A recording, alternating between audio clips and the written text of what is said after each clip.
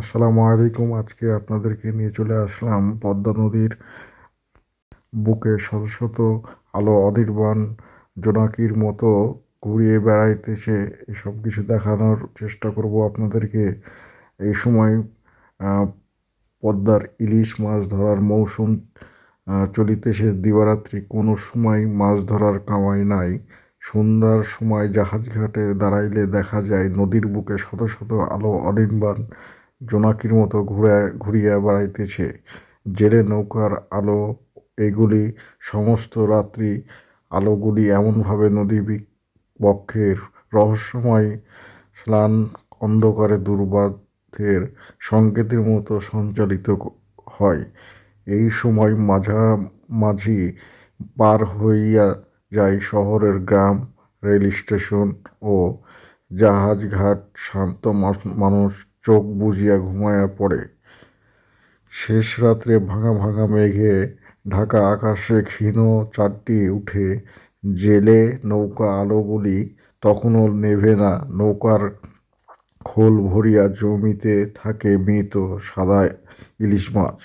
লণ্ঠনের আলো মাছের আঁশ চকচক, মাছের নিষ্ফলন চোখগুলিকে স্বচ্ছ নীলাভ মণির মতো দেখায়। কুবের মাঝি আজ মাছ ধরিতেছিল দেবগঞ্জের মাইল দেড়েক উজানে। নৌকায় আরও দুজন লোক আছে, ধনঞ্জয় এবং গণেশ। তিনজনেরই বাড়ি কেতুপুর গ্রামে।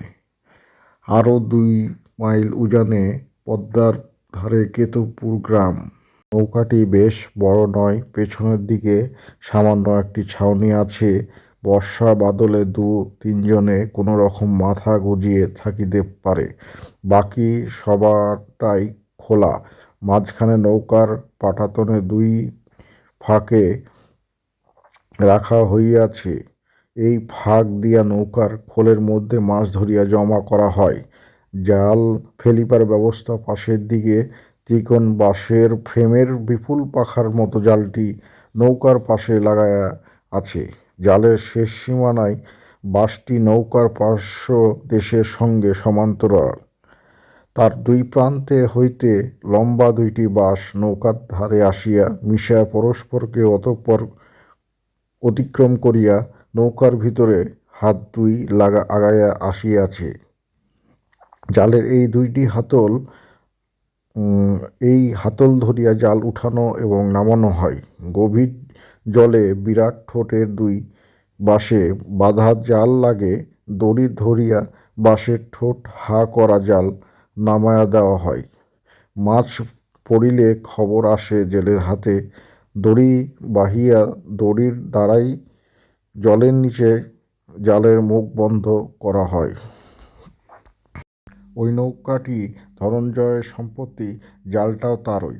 প্রতি রাতে যত মাছ ধরা হয় তার অর্ধেক ভোগ ধনঞ্জয়ের, বাকি অর্ধেক কুবের আর গণেশের। তো আপনাদেরকে এতক্ষণ ধরে যে ভিডিওগুলো দেখালাম, অবশ্যই ভালো লাগলে শেয়ার করে দিবেন ভিডিওটা। ধন্যবাদ আপনাদেরকে।